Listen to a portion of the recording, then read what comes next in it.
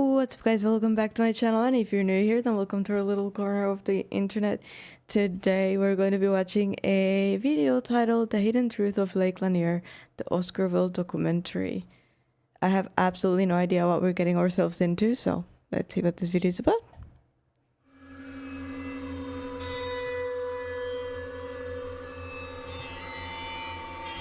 Thank goodness that it's morning time because I'm already terrified. If it was nighttime.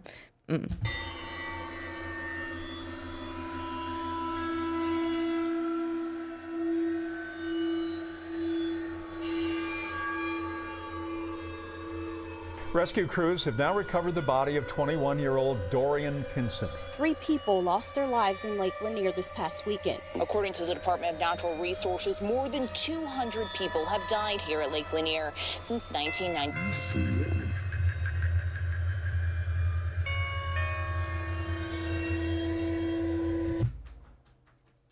Fendi, come here. Come here, Fendi. Come here. No, don't leave me. Don't leave me. Don't leave me alone. Okay, it's morning time. It's all good. I'm good. Got my teddy hoodie on. There's a teddy bear in my hoodie. What am I watching right now?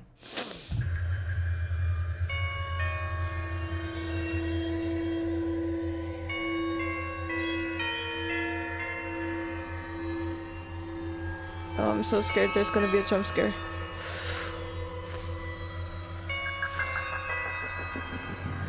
Oh, please don't scare me. Please don't scare me. Okay.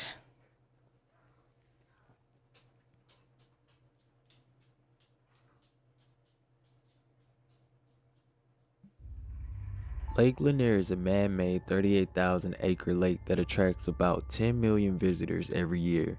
A man-made lake? A 38,000-acre lake that attracts about 10 million visitors every year, bringing in around $5 billion annually to North Georgia's economy. The lake is located in the affluent Forsyth County, which has the highest median income in Metro Atlanta. This fact is especially interesting considering that the body of water covers what was once a thriving black community called Oscarville. In 1910, the town Oscarville had nearly 1,100 African Americans, and many of the families owned their own land and businesses. The community supported numerous churches and included teachers, professionals, and businesses. All of that changed in 1912 when the neighboring all-white town in Forsyth County, separated by the Chattahoochee River, ran them out, forcing the people of Oscarville to sell their land for cheap or die. The attacks on black residents escalated following the death of Mae Crow, an 18-year-old white woman resident of Forsyth County. She was found raped and murdered on the banks of Chattahoochee River. With little evidence, the police arrested 4 African Americans: Ernest Knox, Oscar Daniel, Jane Daniel, and Robert Edwards. After Knox allegedly confessed after being tortured, Edwards was lynched by an angry mob before he could make it to trial. Knox and Daniel were both found guilty and hung. Over 5,000 whites gathered to watch the hanging of Knox and Daniel. Decades later, the remains of Oscarville was intentionally flooded. In Forsyth County, there was a black community with more than 1,100 African Americans, most who were freed after fighting in the American Civil War. They owned their own land, operated their own businesses, had their own churches and schools. The town was called Oscarville. Oh, look at how beautiful the eyes on this baby. So pretty. Due to the high all of them are very pretty. Like, the eyes are beautiful. Racial tension from the riots in Atlanta 6 years prior, many were wary of the possible future violence. It was placed, but someone had to burn down the tarp. Over 5,000 people gathered to watch the hanging of 16-year-old Ernest Knox and 18-year-old Oscar Daniel. With little to no evidence, many still believe the boys were innocent. During Jim Crow era, Forsyth County didn't have the whites only and color only signs because there were no black people to be segregated. The racial cleansing of Forsyth County happened in 1912, but didn't make national news until January 1987 when into Cumming, Georgia. That's so brutal. Did he say hung? Like, did they still hang people in that era? I thought that was like way before. Brutal. And imagine being hung with no evidence, like you, or worse, even being innocent. Absolutely disturbing. About 15,000 to 20,000 civil rights marches, many of them black, marched to the courthouse square of Forsyth County, where no blacks have lived for 75 years. The activists were met with violence. Residents were seen throwing rocks and yelling racial slurs at the civil rights activists. The march was led by civil rights leaders Coretta Scott King and Hosea Williams. Hosea Williams stated, "We come back to Forsyth County today to prove that truth crushed to earth shall rise again. Please understand Forsyth County." He goes on to say, "Before we be your slaves, we'd rather be buried in our own graves and go home to our God and be free." The protest also gained the attention of the Oprah Winfrey Show, which had only been airing for 6 months. Oprah invited only the residents of... No, that can't be right. I heard something wrong, because if people were hung and the Oprah show was already on, right? That can't be right. Forsyth to the show to discuss his history as well as the protest that was going on. The protest started to surround the building where the show was being held. Hosea Williams was arrested outside of the building. Inside the building, Oprah was the only person of color in the building as she interviewed residents on their views of why Forsyth should or shouldn't remain all white. You don't believe that people of other races have the right to live here? Does Oprah never get old? They have the right to live wherever they want to, but we have the right to choose if we want a white community also. That's why we moved here. You believe? That's what you believe. Excuse me.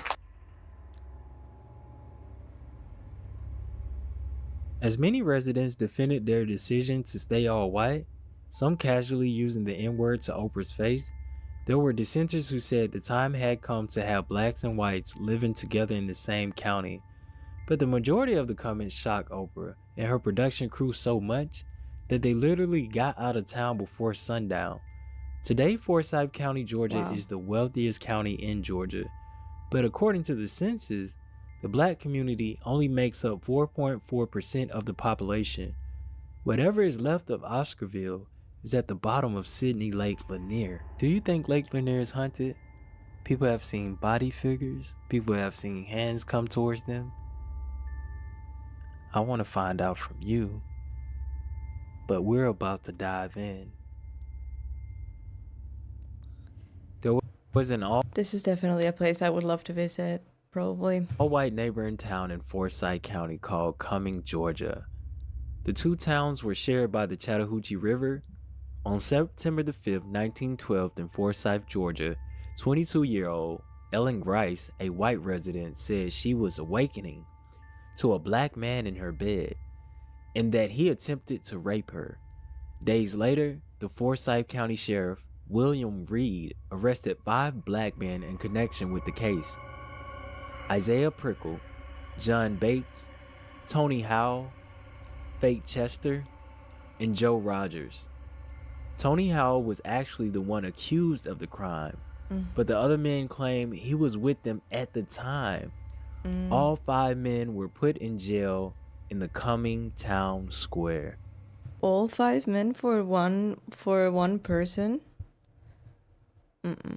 I don't like that. I don't like that at all. Is the mic too low? Hello? Should I just... I don't know what that was. Word of this spread to the black community on September the 7th, 1912.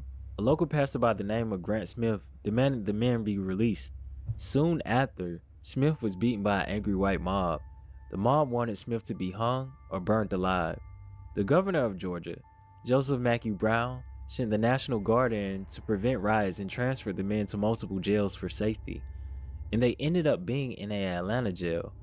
2 days later, on September the 9th, 1912, May Crow, 18-year-old white woman, was found on the banks of the Chattahoochee River, raped and murdered. So they were hung. That's crazy. Oh, Someone's road raging outside. 4 African Americans were arrested, with only speculation and no substantial evidence. The first arrest was 16-year-old boy Ernest Knox, who was arrested at his home. Knox was then coerced into a confession by a prominent Cumming resident who mock lynched him with a rope from a nearby well. Then 3 more arrests followed. Knox's cousin, 18-year-old Oscar Daniel, 22-year-old Trucy Jane Daniel, Why? and 24-year-old Robert Edwards. Knox was snuck out the back door of the jail and transported to an Atlanta jail to await trial to avoid the lynch mob waiting for him. On September the 10th, a lynch mob, 2,000 people formed. They stormed into the jail cell. They dragged Rob Edwards out. They brutally beat him and shot him multiple times. Then hung his body on a telephone pole while people took turns shooting him. Oh my Not goodness. a single person was held accountable for the lynching, despite thousands of witnesses. Wow. Edwards died without the chance of due process. On January the 23rd, 2021, Robert Edwards was commemorated in downtown Cumming, Georgia. We will picket, we will sit in, we will march, we will boycott, we will do whatever comes within the purview of nonviolence, and I'm talking about all-out movement. We will jail in, suffer, we will be beaten, bleed, and it's a good possibility that many of us will die. They wanted to increase awareness of the lynching of Rob Edwards and memorialize him, as well as the countless black families who were tortured, terrorized, and in some cases killed. Following the lynching and the death of Edwards, the racial cleansing began. A white mob known as the Night Riders raided the town of Oscarville, burning down their churches, farms, and businesses. What? For what? For what? 98% of its black residents would end up either leaving their homes or being murdered for a refusal to move. In October, Ernest Knox and Oscar Daniel were both found guilty of the rape and death of Mae Crow. The all-white jury took little over an hour to convict Knox and Daniel for Crow's killing. Trucy Daniel charges were dismissed after the prosecutors and judge visited her cell and cut a deal with her, telling her to testify against Daniel and Knox. Over 5,000 people gathered to watch the hanging of 16-year-old Ernest Knox and 18-year-old Oscar Daniel. Racial purity is Forsyth's security?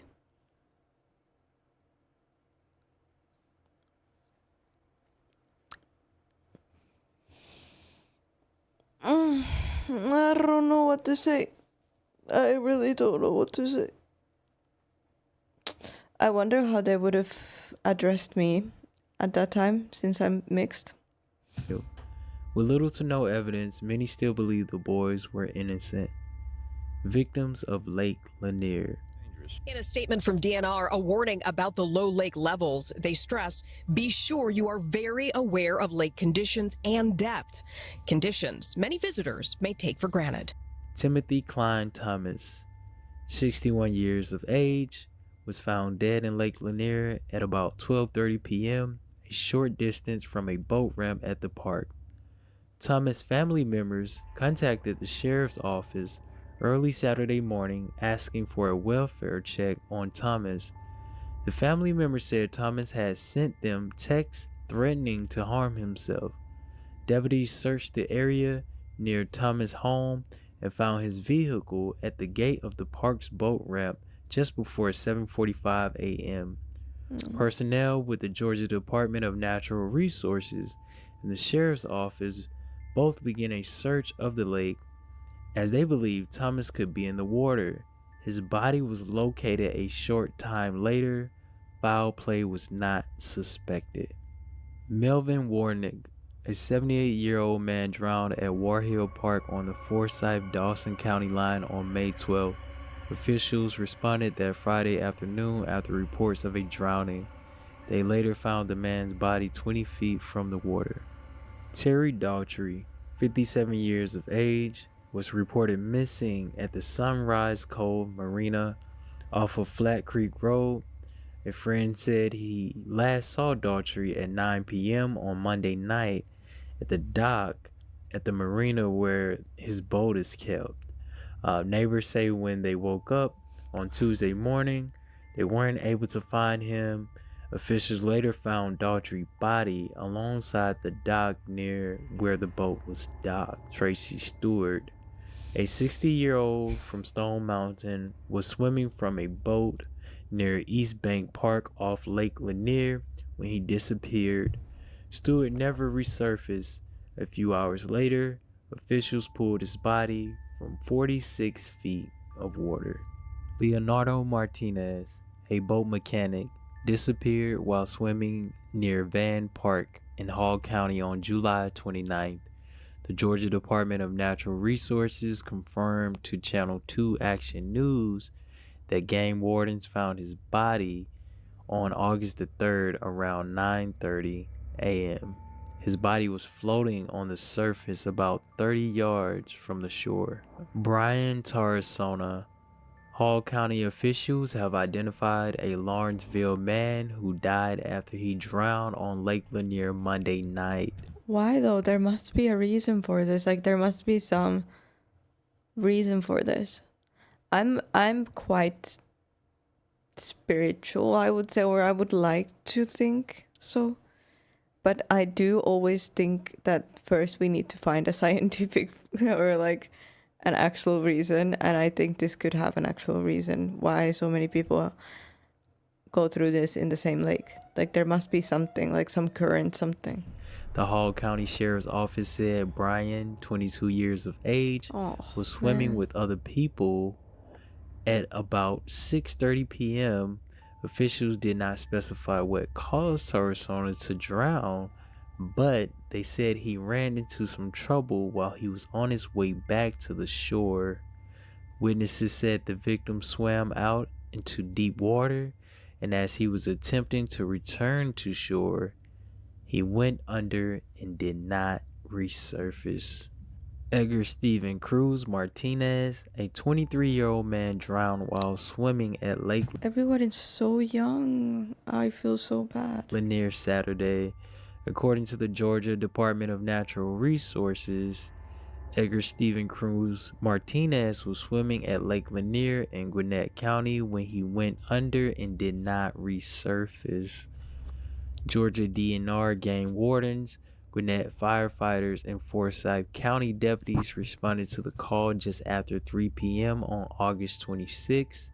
Soon after arriving, game wardens were able to locate the deceased victim in approximately 10 feet of water with boat-mounted sonars. Gwinnett Fire Rescue swimmers recovered the body. I wonder if these are like in the same area of the lake or... Harvey Whitlock, a man drowned at Georgia's Lake Lanier after he ran down a dock and slipped into the water, marking the 8th death at Lake Lanier this year. Garvey Whitlock, 23 years of age, was found dead at the Holiday Again, just 23 years old. Marina on Lake Lanier by the Hall County Fire Rescue on Saturday night. The Department of Natural Resources responded to a drowning call at the lake's oldest and largest marina at around 10:30 p.m. after Whitlock fell into the water and did not resurface. Jose Camarillo, officials from the Georgia Department of Natural Resources have identified the 20-year-old man who drowned while swimming 20 years old at Lake Lanier over Memorial Day weekend. Jose Camarillo of Stone Mountain was recovered by Hall County Fire and Rescue, said department spokesman Mark McKinnon. Game wardens reportedly located Camarillo's body near the Margaritaville area on the lake using sonar equipment. Thomas Milner, a 24-year-old man, died after being electrocuted. 24? Like, why are they all so young? 24 would be my age. When he jumped off a dock into Lake Lanier on Thursday. The Georgia Department of Natural Resources told news outlet that a neighbor was able to pull the man from the water. The man was taken to Northside Forsyth Hospital where he later died. So in conclusion, I know what you're thinking. I know what you're thinking. Is it haunted? I will say that's something that we don't know. But what I can say is that blacks were present and they were forced out. But those spirits still remain. So next time you go to Lake Lanier, just ask yourself this question. With all these people that constantly drown and they never resurface, but let's just say they do, maybe our ancestors are trying to speak up and say something. On that note, you have Oscarville, you have Oscarville, you have Oscarville, you have Oscarville. Don't try to creep me up. More than 200 people have died at Lake Lanier between 1994 and 2022, according to USA Today and Georgia DNR. Okay. Well, I mean, okay, yeah, the history is kind of eerie, very eerie, but I feel like there must be some type of like, is there like, maybe the people, like, what are the conditions? Maybe they were drunk, maybe there's like a bar or something there, like what, something must be going on at the lake, because there must be some explanation for that. But what also kind of surprises me is that everybody is so young. There's a lot of drownings that happen in Finland, especially in midsummer, because we have so many lakes in Finland. Everybody's at a lake house when it's midsummer, and we have parties, and then people go on boats, and you know, they get drunk and fall off the boats, and unfortunately many of them drown. So I'm thinking there's probably some type of reason why this happens there as well, you know, like there must be some type of gathering spot. Maybe they were with friends because they're all young, you know, there must be some reason. But either way, guys, I would love to hear your thoughts in the comments below. Please leave a like, subscribe if you haven't yet, and I'll see you guys in the next video.